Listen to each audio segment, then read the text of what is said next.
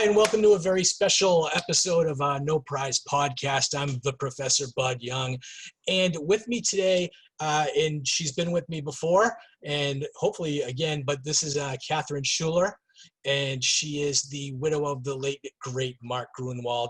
How are you, Kat? I'm good. Thanks, Bud. It's good to see you again. God, it's been 4 years. It's been 4 years. We did the tribute for Marky. You were on my very first podcast, and Wow, that was the first it's like one. leaps and bounds since then, and I really appreciate your efforts to come on board and really kind of share with me some stories about Mark, who has been an idol of mine for 35 years. But with us also today is we have Scott Buell from Drone Legends, and we also have Daniel Hort from DHP.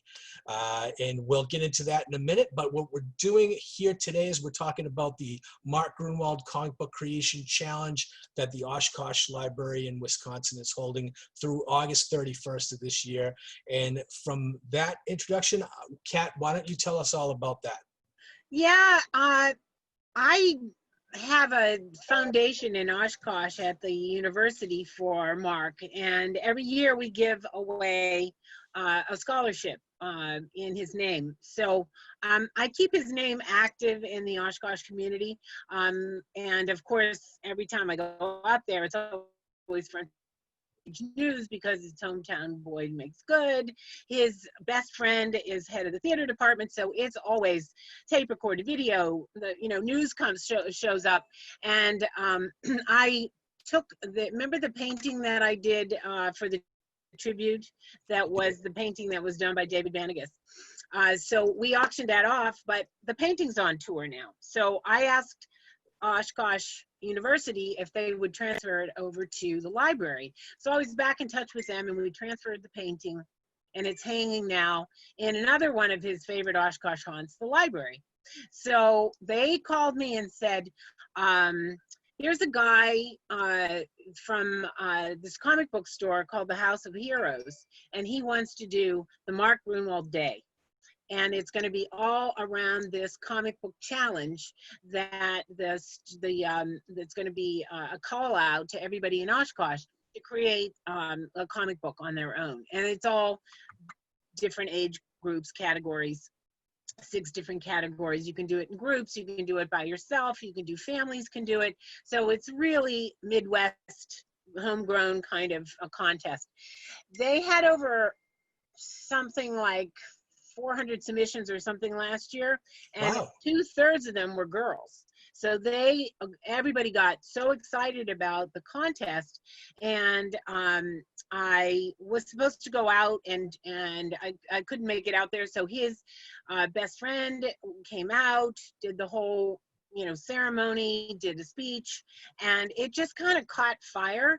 And the OshKosh Public Library, and I did a little video, said hi to everybody, and it was kind of the very grassroots beginnings of it. So I was going to have Ari Kaplan from Dean Haspiel's group go out and teach the master classes.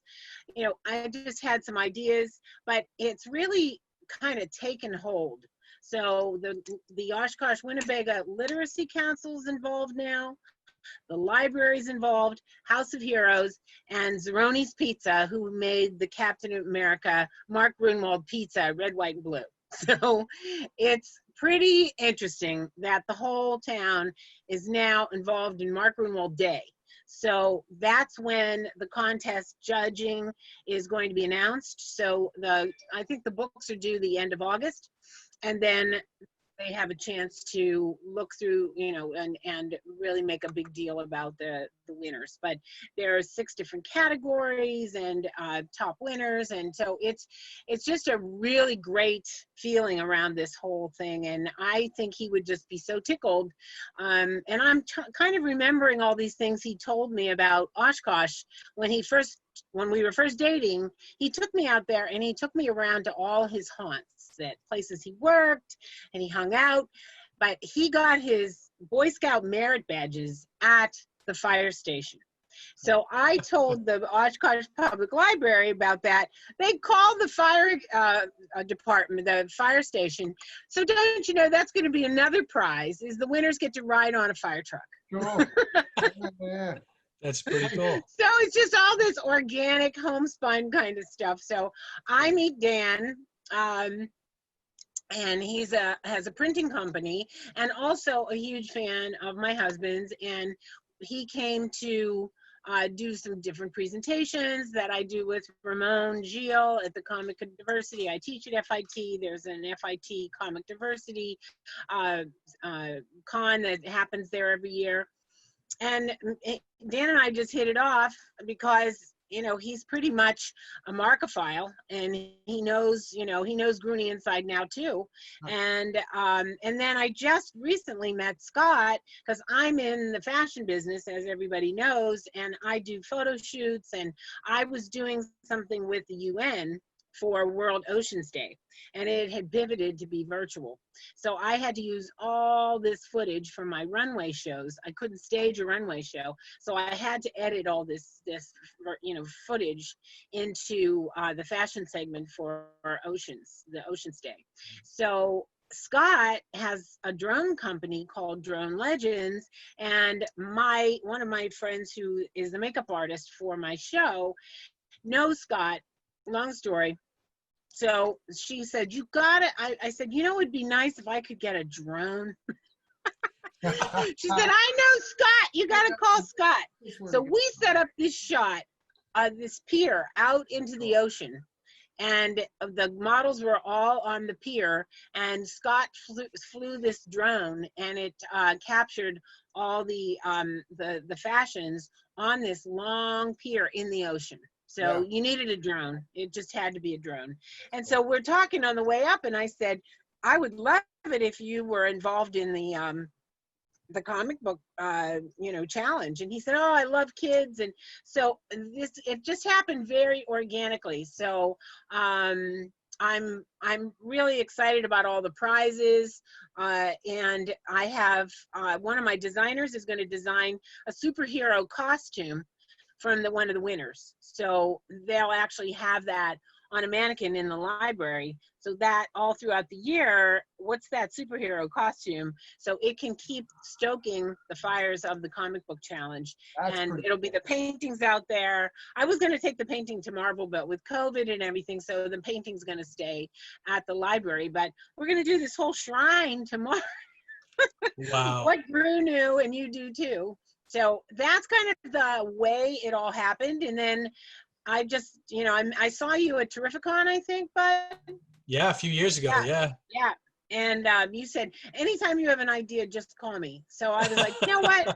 I'm going to call Bud, and we're going to have a podcast. And don't you know, it's July 4th when we're talking, and that's Captain America's birthday. So it's kind of, it's no coincidence that we're doing it this weekend. But thank you so much for having us on, and that's the organic story behind it. Well, no, it's been certainly my pleasure to help you out. But my favorite thing is talking about Mark and talking about his comics and talking about his legacy that he left to all of us. But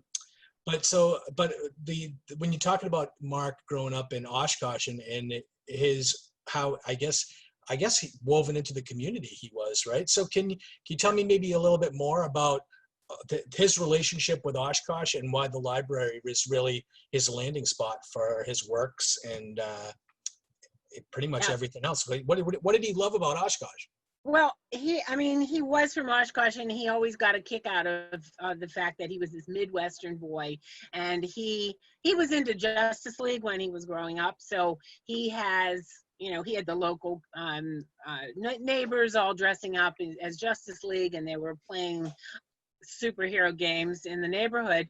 But it was a very idyllic kind of way to grow up. His parents were 18 when they had him, so they were basically contemporaries. I mean, they were teenagers, and they had this brilliant kid. His father was super into comics and really fostered the young mind of Mark to just go for it, and he treated it like modern day mythology. So his Myron and he worked tirelessly on so many different projects together, and really tedious kind of thing, like, you know, like comic reality, like treating comics like it was reality. And they had a flow chart in the basement that took up the entire wall of, like, you know, of all the different characters and how they related, and Earth One, and it was pretty intense. And I thought, boy, the apple didn't fall very far from the tree. Super So geek. he was He very super excited geek. about it.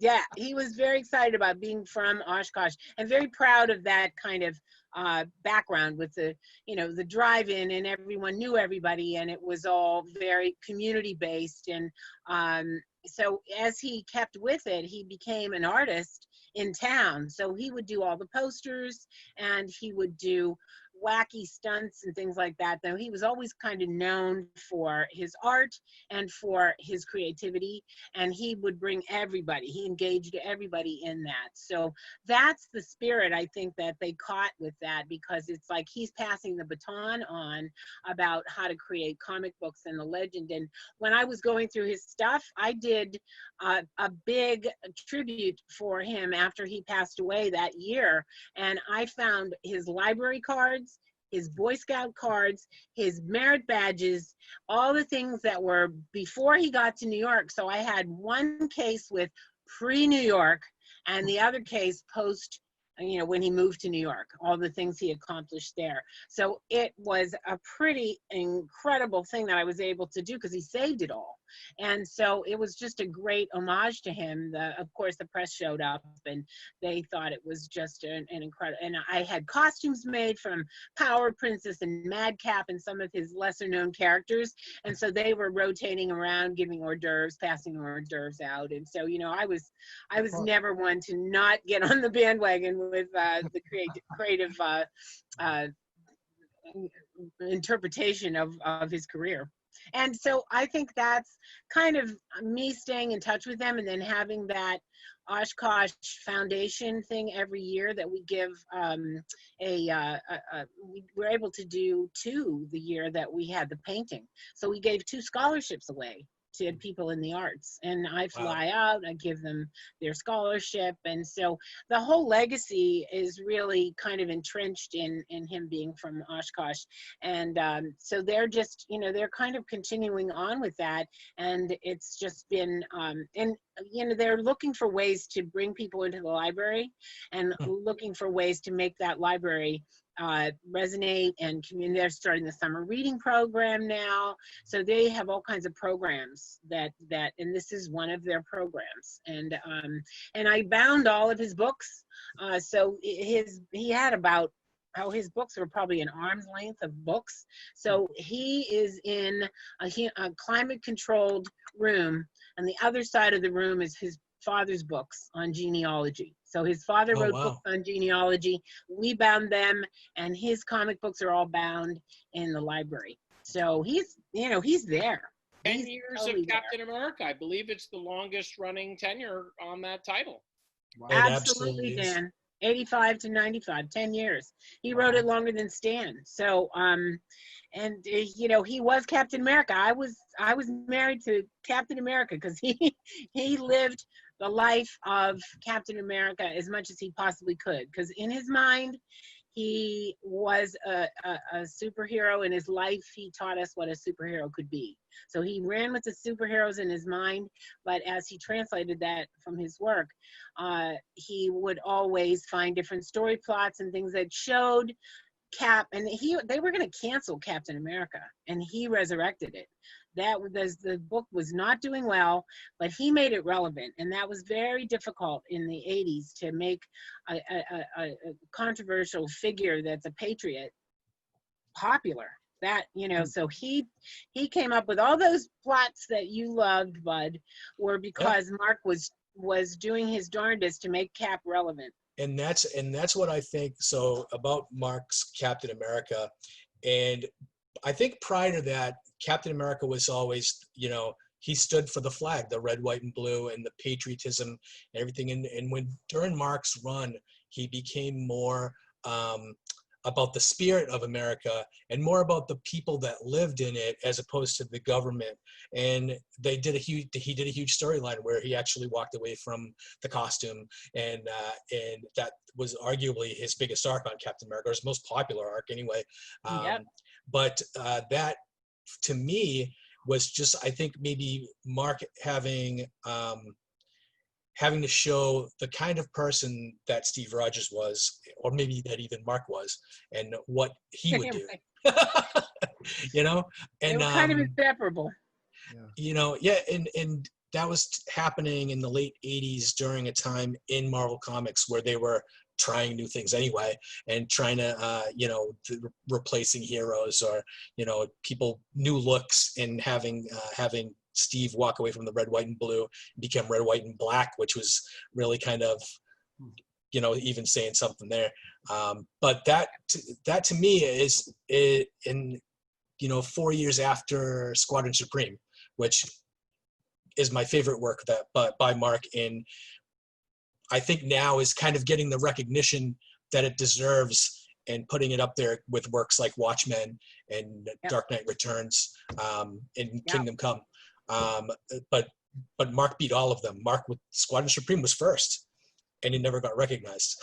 And now I think people are finally seeing that, and really kind of recognizing it, and hopefully that's going to lead into a whole new generation of Mark Gruenwald fans. Right. The aspect that you're talking about in terms of Captain America, and it's sort of been there prior with the Nomad, which was the first time he gave up the mantle of Captain America. And for those of us old enough to remember, he again was sort of disenfranchised. The secret society, the number one had revealed himself as an undisclosed, high-ranking political official, and Steve Rogers became, disenfranchised with the American government, and began this process of which I think will prove to be very key to Captain America's survival as a character of gravitas in today's market, especially, where he became a representative of the American dream, not a representative of the American government.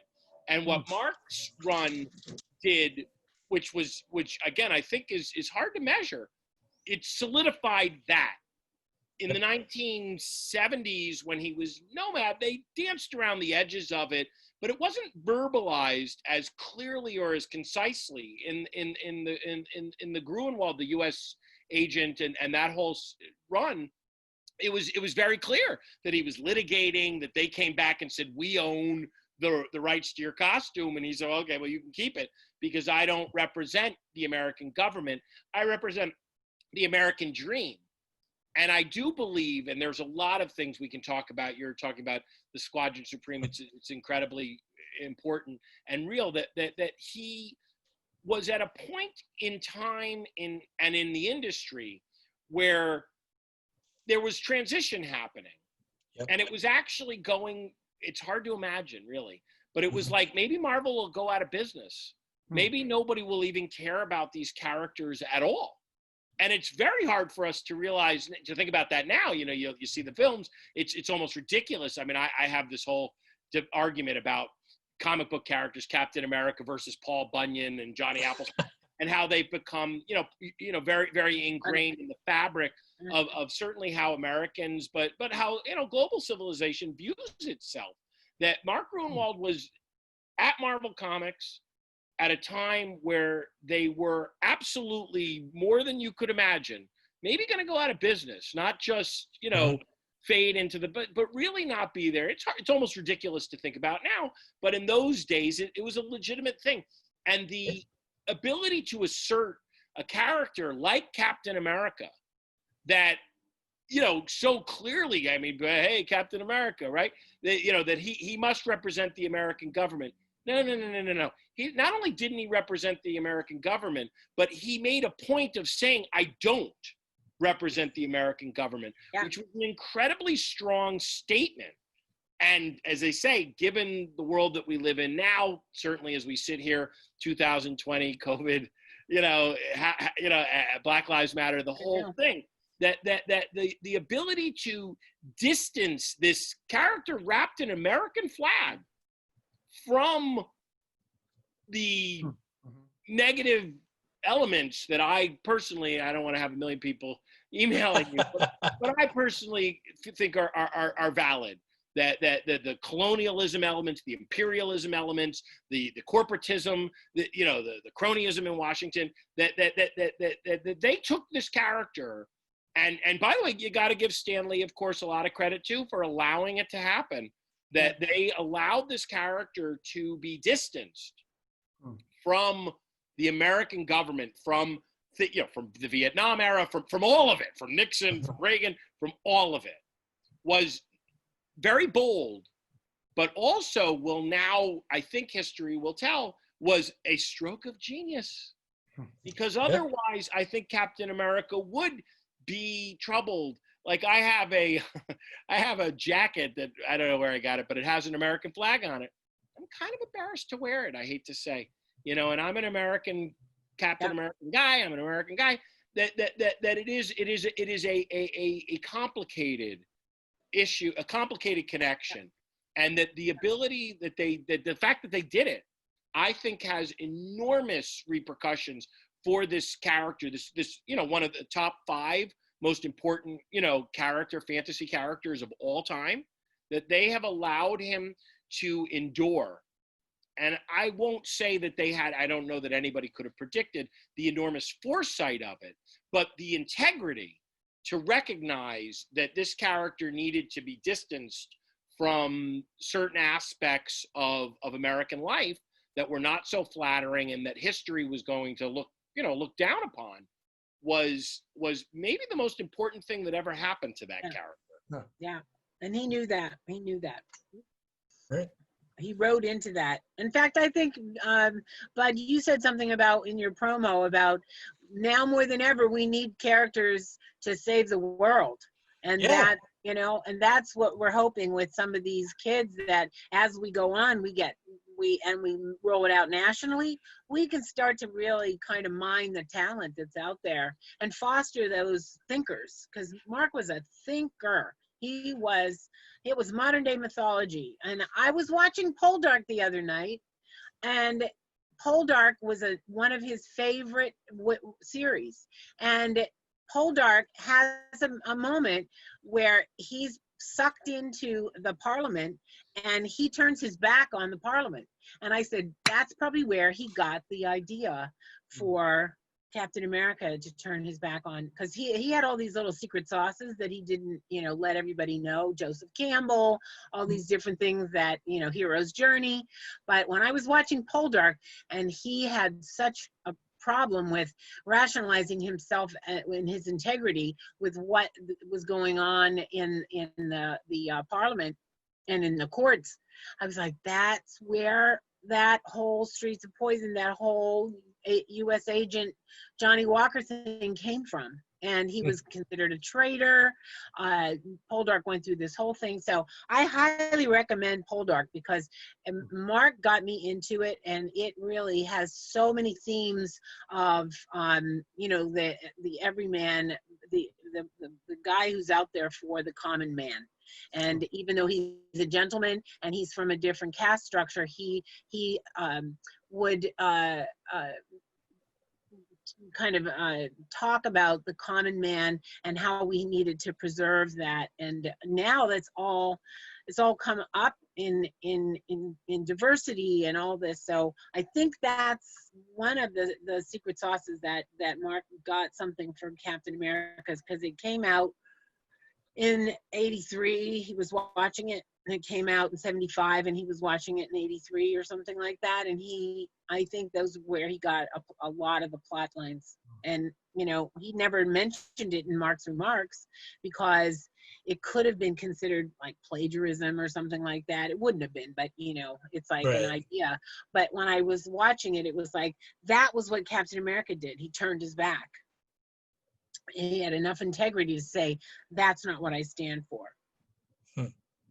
Well, I just want to front out there that anybody that's creating something for the Mark Gruenwald Comic Book Creative Challenge, if someone gets bitten by a radioactive murder hornet, I want co-creating credit on that book. I want to do the costumes for the murder hornet. Murder hornet. I like it. So, Orange and black is great. Yeah, orange and black. I like it. so tell me a little bit more about the costume creation.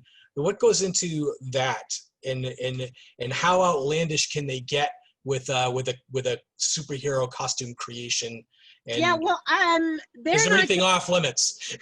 right. Yeah, well, that remains to be seen. You know, it's going to all have to be very PG, but it doesn't mean that, you know, we're not going to do something very creative. But I have designers, and whatever the winners create, we're going to interpret, and we're going to do costumes, you know, that would reflect. And it's going to be and Dan and I have been talking about cosplay and how so many people are into costumes, and that the costume almost sells the character, you know. And it and I think the designers, I have a designer named American Uma, and another one from the Philippines, Eyes Threads, and I really want to see what they come up with. So they're going to look at the winners, and they'll be inspired, and you know, it will be you know, it's up to them to interpret what the winners have come up with in terms of what their characters are. And it might be a little different, you know, but I want to involve the winners in the creation of the costume so that they can see that whole aspect of, no, I think it should be one-shouldered, or I think that it should be, you know, gold, or it should have, you know, some sort of a cape thing, or, you know, something functional, you know, like the web, or, you know, something that it does, you know, that there's some, you know, maybe a lipstick that turns into a hover bike. I don't know. Mark would want the costume to make fit sense. Yes, it has to make sense. Yes, it has to be One of the comfortable. things that's coming out of all of this, which I think is very interesting and exciting, and is a tribute to Mark beyond just the comic book parts of it. It speaks to his OshKosh roots, and also him as a more fleshed out artist and creative, is that we have seemed to have stumbled into an area where it isn't just about comic books anymore. That Scott is donating a drone and does drone classes, and we're very optimistic that that we'll be able to sort of tie this in and begin to find kids who they don't have to just be interested in comics, that this is just an entry level thing for them. I believe that this is one of the reasons that the library is so interested in this is you know, they talk about it all the time. It sounds trite, but of course it's true. Is that art backgrounds, it creates critical thinking, it creates, you know, all these great things that come from people being creative.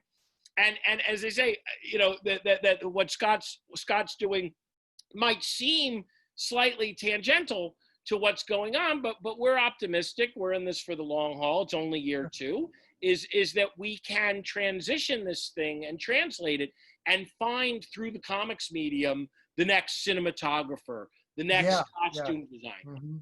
Yeah, and that's a great point. So in the programs that we run, Drone Legends is for kids, younger kids, ages 9 through 13. And we're really teaching them kind of 3 components. We're teaching them how to, we use these little indoor guys. So they're not real big drones that they start off with. But to Dan's point, they have a nice little camera on them, okay? Like our big brethren here, they have, you know, this is a 4K guy that I do movies with.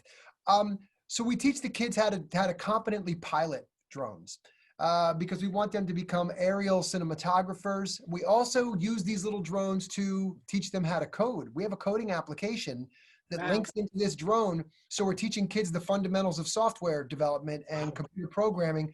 These drones can then fly autonomously based on missions that they create using this coding system. And we're teaching them fundamentals, repeat loops, how to work with variables, how to work with if-else logic. So I think in the terms of, you know, my brand and what we're about, Kat, you said something earlier about the kids and breaking down barriers and opening up new avenues. And we're a global, my vision for Drone Legends is bigger than just a drone club. It always has been. The drone is the medium. It's the hook. I'm out to build a global network of young kids collaborating, communicating, engaging.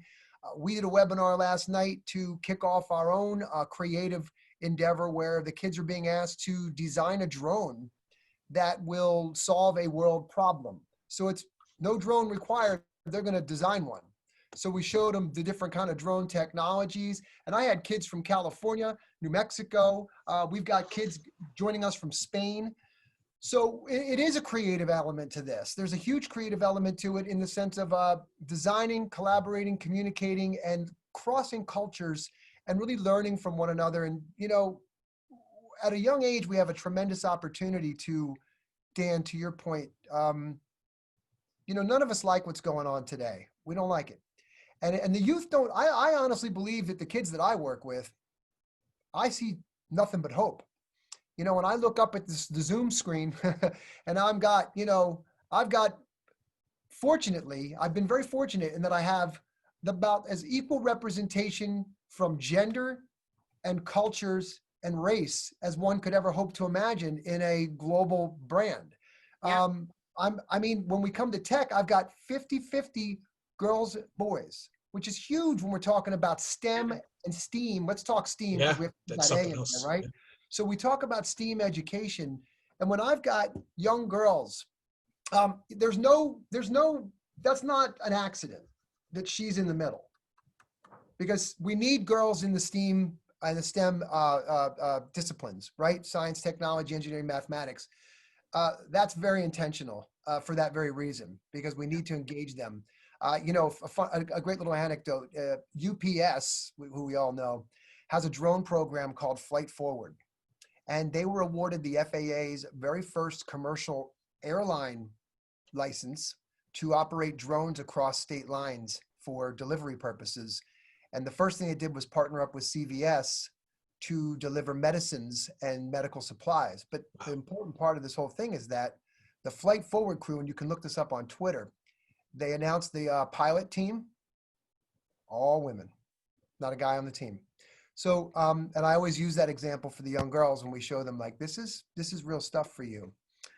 So we're excited, and I do think there's a lot of tie-in to what you're doing here at the OshKosh and with Mark Gruenwald's comic book challenge, because it is, I think it speaks to our ethos of what we're actually about, more so than just drones, if that makes sense. And I forgot to mention another component, besides the Literacy Council, the library, the comic book shop, the fire department, and the,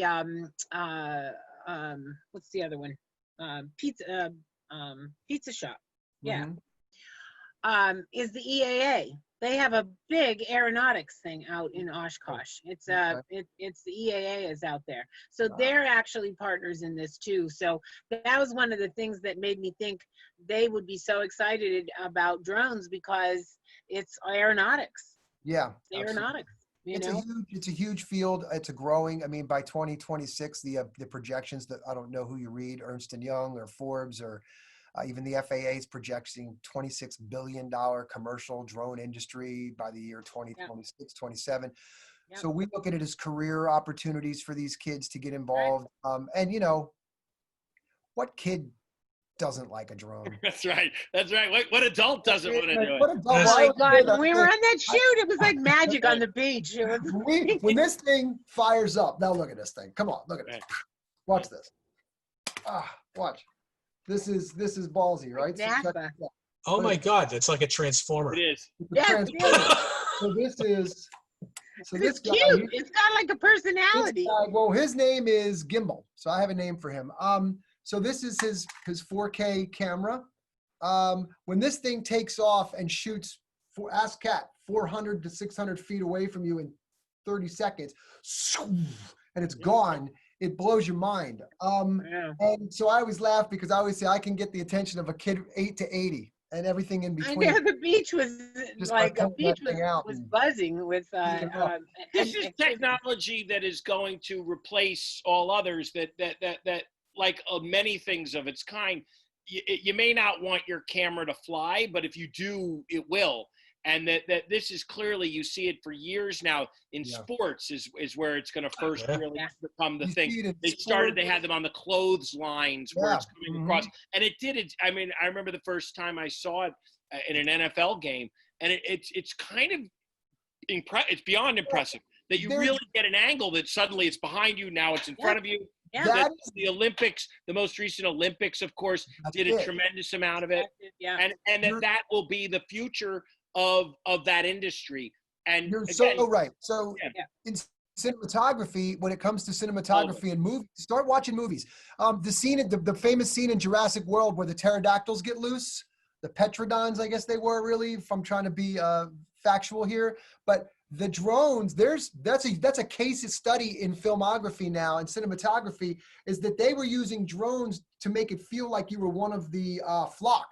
Yep. You're cruising in, Yeah, with, immersion. literally immersed in the film. Yeah. You know, the thing with years ago, to get an aerial image, you used a helicopter and you were limited in what you could do. It was far, big, expansive stuff, but you couldn't get in. The latest James Bond movie, they have, you know, when you can pan with something, you know, in all of our action hero and superhero movies, these things are, and I mean, you've got rigs. I'd pull up some pictures now. There are hectocopter rigs that are holding, you know, 30-pound payloads of IMAX film, and they're capturing some amazing, amazing stuff. So purely in the creative sense, drones have been widely adopted in the film industry and in Hollywood.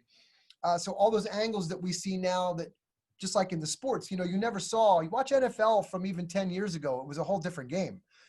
You didn't get in on the huddle. You didn't see that kind of stuff. That's all drone cameras and stuff. But from a more commercial aspect, agriculture, smart precision farming, they call it. These things take millions and millions. You fly these things autonomously, and they take hundreds of thousands of images over a field, and they create topographic photogrammetry models and maps.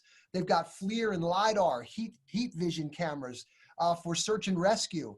Fire, when you talk about the fire station, when there's a hot spot, you know, when these guys used to have to think about extinguishing a building and run into a building that's quote unquote extinguished, there are still hot spots in there and they don't know where they are, and it's very dangerous. Well, a drone, even a drone like this that's equipped with a thermal camera, can identify those hot spots very quickly. You just pop it up.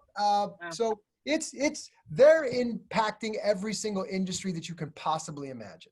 And we were talking, Scott, too, because we can do, from the books, maybe some of the stories could actually become screenplays, and they could actually shoot a little drone movie from the winner.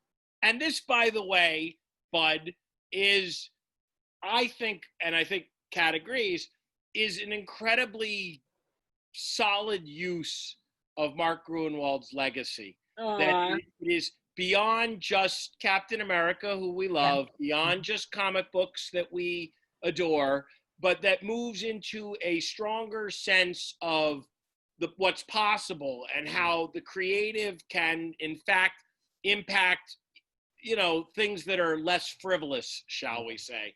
And it is, it really is. It's a tribute to him. It's a tribute to Kat.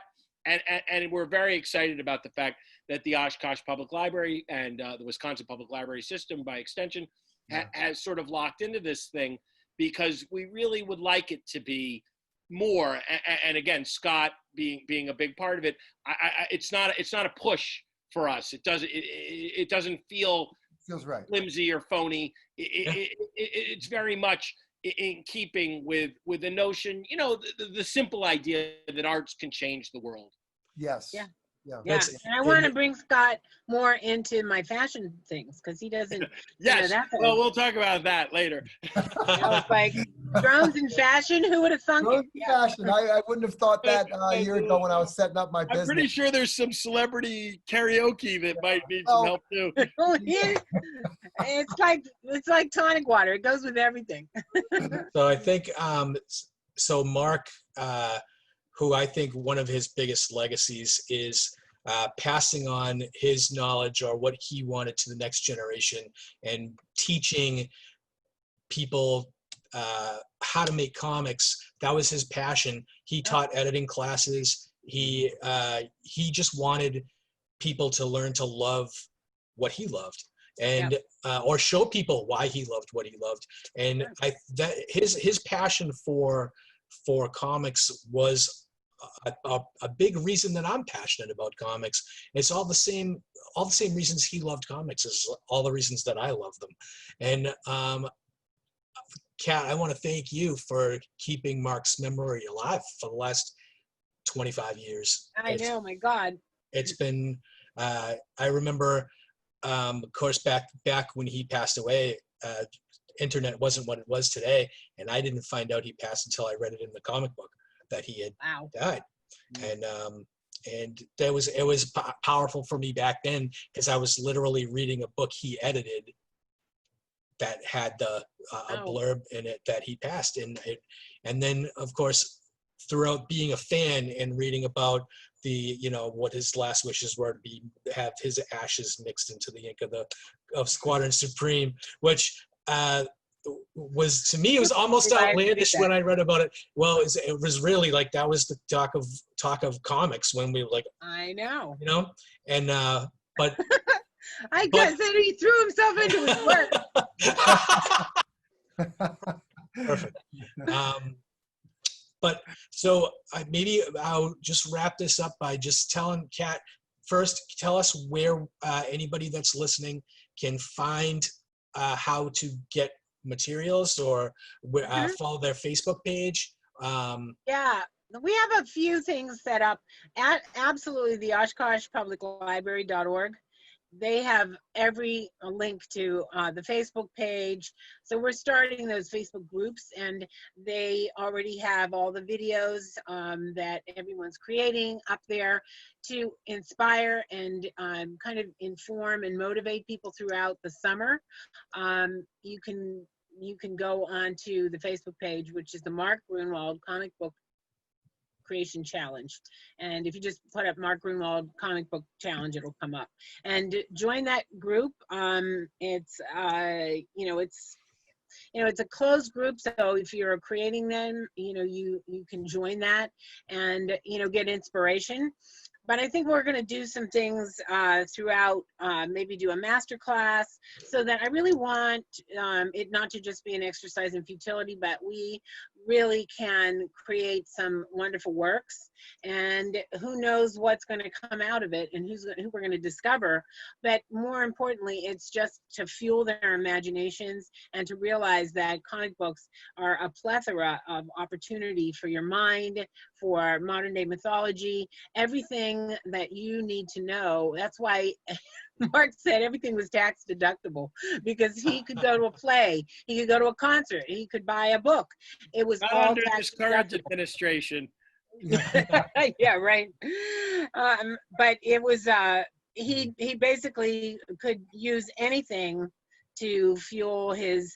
I remember when I told him about the Red Hot Chili Peppers, and I played, Give It Away, Give It Away, and I was looking in one of the books, and he had the guy changing the car, the tire, singing Give It Away, Give It Away, Give It Away now. And I said, if I hadn't told him about the Red Hot Chili Peppers, he wouldn't have put that in there. And he created Free Spirit. The comic book character Free Spirit was my niece. She came and lived with us for 8 weeks. And so he created this Hateman, Huntman, Hurtman character for her. And she has it on her wall to this day that, Wow. that was my niece. And some of the characters in the book, my sister is a lab technician, and her mother is a lab technician, and it's so, and they did that with Mark too. I mean, the Time Variance Authority, Walt Simonson made him into a character. So he always loved having those backstory, kind of like little plot twists. Wendell was his brother-in-law's name. Really? Yeah. I did not know that. It's like he loved that pulling from his life and getting inspired by his life and how he lived it, and nothing was off limits to fuel his imagination. And he lives on, and I think he would love this challenge, and it's just he was always about engaging people. He would get people to do things they could never do and he would get, everybody says that about him. Me do it. I mean, what was I doing at a Comic-Con writing sketches for the fans and, buying Tom DeFalco's underwear, he was just, it was like, he got me into it. And, he had that engaging way. And then I was videotaping everything. He had me videotaping the Comic-Cons. It was just, he always wanted to get everybody involved because that's how you felt like you belonged. So that's what I'm trying to do with this challenge. So thanks everybody for, that. And, I think it's going to be a really fun endeavor, and who knows where it's going to go? Right. Dan, Scott, I'd be a terrible host if I didn't let you guys shout out. Dan, where can we find DHP? You can find us at dhpnyc.com or onomatopoeia-art.com. I'm not going to ask you to spell onomatopoeia. Look it up. Go ahead. Bam, wham, pow. Scott, Drone Legends, tell us where we can get Drone You Legends. can find me at dronelegends.com. So pretty simple. It is what it is. Dronelegends.com. We do have some summer programs opening up. Schools are looking at us for the fall, but we do a lot of great things. So we're not just a drone club. We're always looking at different activities to get the kids involved. So yeah, and our contest is still open as well. If the kids feel like getting in and designing a drone, they can jump in on that one too. So dronelegends.com, and that's actually in concert with the Design a Drone Challenge is being held out of Queensland, Australia, with the World of Drones and Robotics Congress. They'll be awarding the winners. So I've got Drone Legends representing the good old US of A. So that's kind of cool. So any of the kids that do win, if they do win, it'll be an international kind of announcement. So pretty cool. But dronelegends.com. Yep. All right. And I am Bud Young. I'm your host for No Prize Podcast. And thank you all for joining us. And can we play the video to do an outro with Scott's video? Oh, sure. That would be a great way to end it. All right, let's try it. Let's go. Here's Mike.